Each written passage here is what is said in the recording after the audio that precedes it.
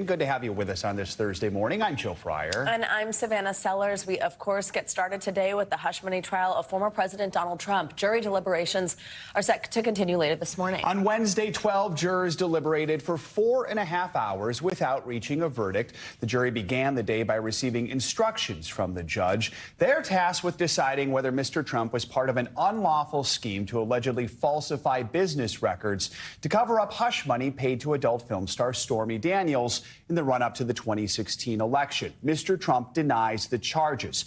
During yesterday's session, the jury requested a readback of testimony from two major prosecution witnesses. They also asked for a repeat of at least some of the judge's instructions to them. NBC News national correspondent Yasmin Masugian is outside the courthouse for us, and our legal analyst Danny Savalos is here on set. Good morning to both of you. So, Yasmin, no verdict on day one, but some potentially important requests made by the jury. Which witness testimony did the jury want to review? David Pecker, the first witness that took the stand in this trial 6 weeks ago now. They want to hear from David Pecker. Again, Michael Cohen as well, about 35 pages or so worth of what the clerk in the courtroom is going to have to read back to the jurors once court resumes at 9:30 this morning. You mentioned it, right? 4.5 hours of deliberation yesterday. They'll be back in court today. They made 4 requests, 3 regarding David Pecker's testimony, 1 regarding Michael Cohen's testimony. David Pecker, when it comes to a meeting he was in, an investor meeting he was in, when he got a phone call from Donald Trump asking what he thought about the Karen McDougal situation, in which David Pecker said to Donald Trump he thinks he should pay off Karen McDougal, and Donald Trump at the time responded, "I'm not into these payoffs," because eventually the story gets out.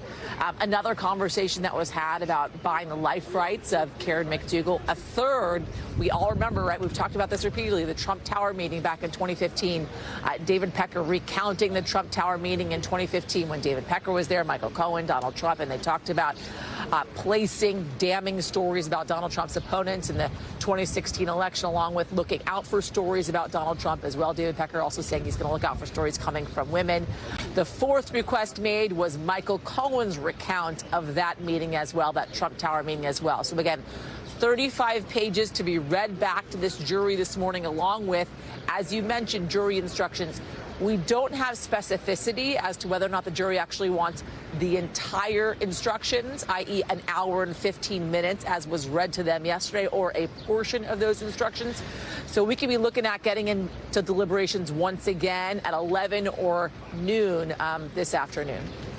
Danny, let's bring you in here. Is there anything to infer with the fact that they want those 2 specific testimonies read back, David Pecker and Michael Cohen? What do you take away from that? This is the agony of jury notes, because no matter what the question is, it can be subject to many different interpretations.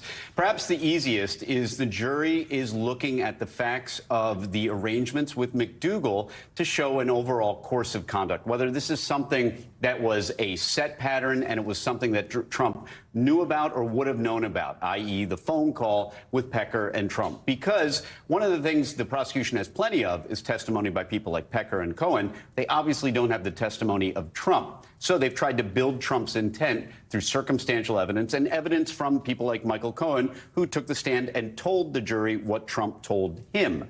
But, of course, the jury may be looking to hammer down specific intent by Trump as inferred from these different conversations or these different testimonial moments. Danny, what about the jury's request for the judge to repeat at least some of the instructions which they had received earlier in the day? That's not entirely uncommon, right? Not at all, and particularly so in New York, where the jury doesn't get the jury instructions as paper in the room with them, which is a weird quirk of New York law.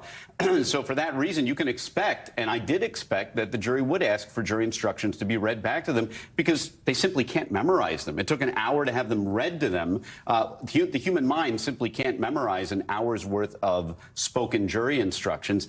And it's not like this is something easy to remember. These are really difficult concepts, legal concepts, that they have to hold in their mind. So no surprise they're going to make those requests. I expect many more on the jury instructions. Yasmin, let's go back to you. What kind of mood was Mr. Trump in as these jury deliberations got underway? By the way, just quickly to add on to what Danny had to say, saying that these jury instructions are complicated is quite an understatement. I mean, we're looking at 54 pages or so of jury instructions, right? So it's understandable as to why they would want to have those read back to them. The former president was certainly focused in when those jury instructions were read were read by Judge Juan Merchan yesterday. And then he had to go to another courtroom to await any kind of questions coming from the jury throughout the day. He did make a couple of statements throughout the day, of course, the same kinds of things that we've been hearing from the former president earlier. Let me play for you, though, a bit of what he said at one point, equating himself, guys, to Mother Teresa. Mother Teresa could not beat these charges. These charges are rigged. The whole thing is rigged. But we'll see. We'll see how we do. It's a very disgraceful situation. It's a very unfair trial. It should have never happened.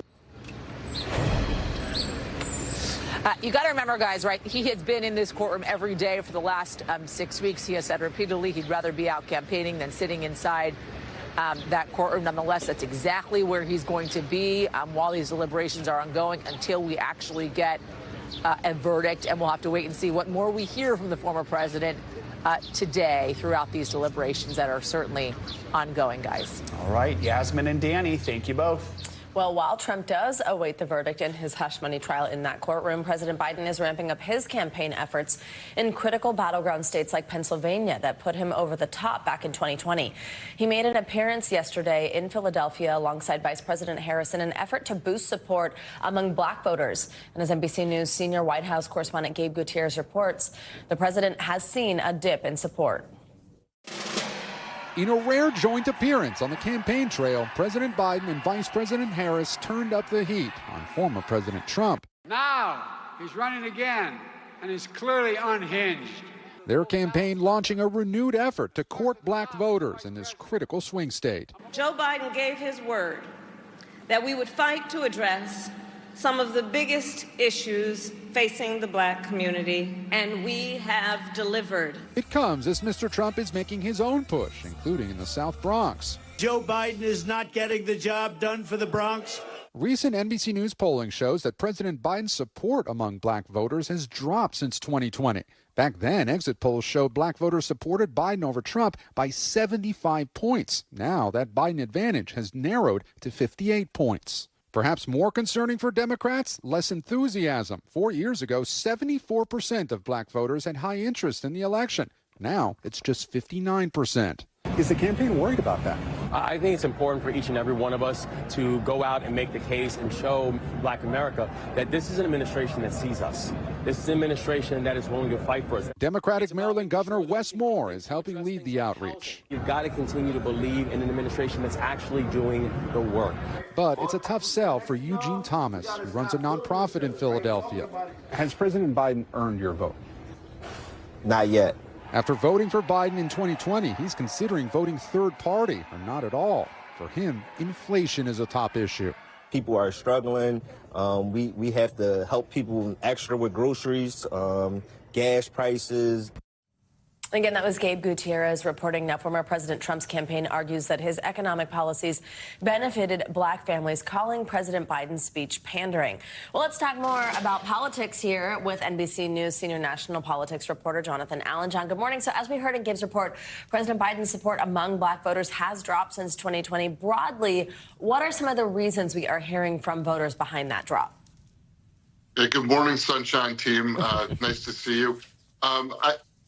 I think basically there's not a huge difference between what you're seeing from black voters and the rest of the country in terms of the issues that they're struggling with, right? So you just heard the gentleman in Gabe Gutierrez's piece talking about how inflation is hurting him, how he's having to help others with prices based on rising gas prices, et cetera. I mean, that is the number one issue in this country, whether you are white, black, Hispanic, Asian, whatever demographic group you can come up with, that seems to be the number one issue. And as Gabe pointed out, and as you guys have pointed out, Donald Trump is making a push to sort of take from what has traditionally been the Democratic base. I think most of those voters will come back, particularly in the black community, will come back home to Democrats at the end of the election. But the question is how many? And the second question is how many of those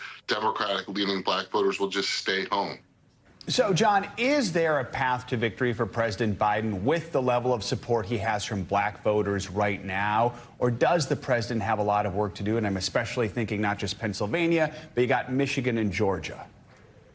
No, I don't think he has a path to victory unless he can bring home a lot of those black voters who are either, alienated from him at this point, or at least considering one of the options of a third party, Donald Trump, or staying home. Biden does have to shore up black voters. They've been the bedrock of the Democratic Party, meaning the folks who are most likely to vote for Democrats in recent election history. It is a group of voters that he has courted assiduously over time, and the fact that he's having trouble maintaining that is I think really symbolic of his larger problems. One thing I would note, yesterday I was on a train from New York to Wilmington, Delaware. I got in my car in Wilmington, Delaware, turned on Philadelphia radio, and there was a Biden ad basically aimed at the black community, trying to explain why Donald Trump was a bad choice for them and Biden was a good choice. And what I take from that is that the campaign understands that it's not going to win without the level of support, without greater support than it has right now in the black community. And John, if we talk about the former president for a moment, there are no signs so far that the hush money trial for Mr. Trump has been harming his support. Also, of course, remains to be seen what a conviction would do for support either way. But from President Biden's perspective, with that going on, has he been able to take advantage of Mr. Trump's time, technically off the campaign trail, though we are, of course, still hearing from him a lot each day as this trial unfolds? Is this helping Mr. Biden in any way that you can see? Yeah, another sign that the Biden campaign is worried is that we saw their reaction earlier this week to the Trump trial, where surrogates for Biden went out, outside the trial to try to get some attention, to try to counter all of the attention that's been going to Donald Trump, and they sent out the actor Robert De Niro, and what's fascinating to me about that is that they chose for 5 or 6 weeks of this trial to not do that, and so I think they see that this is problematic, that Donald Trump is dominating headlines and it's not hurting him. And I think you asked the right question, Savannah. What would a conviction do? But that's only the right question if he is convicted, and we are a long way from seeing that happen. Absolutely. John, thank you very much. Always great to have you. Turning to the ongoing war between Israel and Hamas, Israel's military says it has now established tactical control over the Gaza-Egypt border. The IDF says that is the location of smuggling tunnels Hamas uses to bring weapons into Gaza. Yeah, this comes after Israeli tanks were seen entering central Rafah for the first time earlier this week after an airstrike sparked a major fire that killed dozens of Palestinians. NBC News International correspondent Raf Sanchez joins us from Tel Aviv on this. Raf, good morning. What can you tell us about the Israeli military's control over this particular corridor, and what are we learning this morning about what troops are discovering there? Savannah, Joe, good morning. So the Israeli military refers to the Gaza-Egypt border as the Philadelphia corridor, and they say it is of military significance because that is where the smuggling tunnels are from Egypt into Gaza, through which Hamas has brought all of these weapons that we saw on October 7th, that we've seen in the war in Gaza. The Israeli military says they have discovered 20 of those tunnels so far. I asked an Israeli official whether those tunnels have been functioning since October 7th or not. They weren't able to say.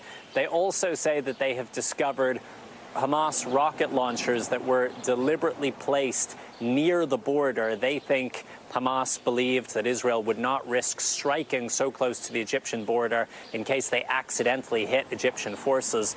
But this is really raising the diplomatic tension between Israel and Egypt. The Egyptians are not happy about having Israeli forces in control of the Rafah crossing all along the border. And we saw this very unusual incident last week where Israeli forces and Egyptian troops actually exchanged fire over the border. At least one Egyptian soldier was killed. Both sides since then appear to have backed down and are trying to restore calm there. Guys. Raf, let's talk more about Rafah. The deputy U.S. ambassador to the UN, Robert Wood, told the UN Security Council Wednesday that last weekend's airstrikes in Rafah are undermining Israel's strategic goals in Gaza. What is the latest in Rafah now that more than 1 million Palestinians have fled the region? So, Joe, it is just a devastating situation. As we have talked about for months now, more than half the population of Gaza fled to Rafah, hoping it would be safe there. These are families, some of whom have been displaced 7 or 8 times by the fighting already. They are sleeping in tents made of plastic, made of wood, and we have watched as they've been forced to pack up those tents. They've moved some of them to a coastal area called Al-Mawasi, and humanitarian groups say there is simply not the infrastructure there for 1 million people. You basically have them camping out on the beach without access to medical care, without access to food. And throughout, we are seeing these devastating Israeli airstrikes. Israel says they're aimed at Hamas, but they are killing large numbers of Palestinian civilians. And Secretary of State Antony Blinken overnight urging Israel to swiftly investigate that deadly strike Sunday into Monday, where an Israeli bomb ignited a firestorm at a camp for displaced people. At least 45 dead there, many of them women and children. Guys. All right, Raf Sanchez. Raf, thank you so much. Well, we are looking at yet another day of severe weather threats as millions from Colorado to Louisiana could be at risk between today and tomorrow. Meteorologist Angie Lassman's here with the forecast. Angie, good morning. Good morning, guys. No break for parts of the plains. We're going to continue to see that potential for some of these strong storms to develop later today, but they've already really started across some of this region. Notice the thunderstorms that we've been dealing with from the northern plains to the southern plains specifically. Already some alerts happening in Texas and Oklahoma at this hour. And we've got more where that came from as the day goes on. We've got a cold front that's inching across parts of the northern plains. We do have a slight risk and an enhanced risk for a good chunk of this region. Notice Lubbock right in the center of that enhanced risk, but San Angelo to Oklahoma City and up to Scott City also included in the slight risk. Basically, that means that we're going to be watching some of these thunderstorms erupt, especially into the evening hours tonight, leaving us with the potential of all the risks. Now, the good news is, just like yesterday, that tornado risk is low. It isn't zero, but it's on the lower end, so we're not as likely to see those kind of storms develop. But we could see some of these spots with really large hail and some damaging wind gusts over 60 miles per hour. So kind of more of the same of what we've been dealing with. Today, it's the baseball-size hail that we'll watch impact folks across parts of Texas. Now, tomorrow, Dallas to Houston is going to watch for that potential with Austin right in the center of that, Alexandria as well. And on top of that, we're going to see some of that heavy rainfall, leaving us with the flash flooding risk. But notice all of those threats are still on the table, but more people involved in this. So 22 million people at risk tomorrow. The biggest threat, most concerning at least, is going to be the severe wind gusts that we watch, but we can't rule out some hail and tornadoes too. By Saturday, rolling into the weekend, it looks like the Great Lakes, the Ohio Valley, stretching down to the Gulf Coast. That's where we'll see some storms. From Colorado to West Tennessee is where we'll see the strongest of those storms. And on top of that, the rainfall is going to be problematic for folks in the south. Notice where you see that darker red, upwards of 3 inches of rain. So that's why we're concerned for the flash flooding. Temperatures, though, in the Northeast, on the cool side, we're running a little below normal. Not anything crazy by any means. We're still going to make it into the 70s in Washington, D.C. and in New York, but barely into the upper 60s in Pittsburgh. We'll see 73 degrees in Detroit. We kind of keep more of the same for tomorrow. And then as we look ahead to the weekend, guys, we'll get back to the 80s. I know those are the temperatures people want to see as we're rolling towards summer. 82 degrees on Saturday and Sunday in Washington, D.C., 82 for Columbus on Saturday. And we kind of hang out in that same region of the low 80s for Chicago as well. That looks like a nice weekend Yeah, here. it does. All You're right. welcome. Thank you, Angie. All right. Thanks for watching. Stay updated about breaking news and top stories on the NBC News app or follow us on social media.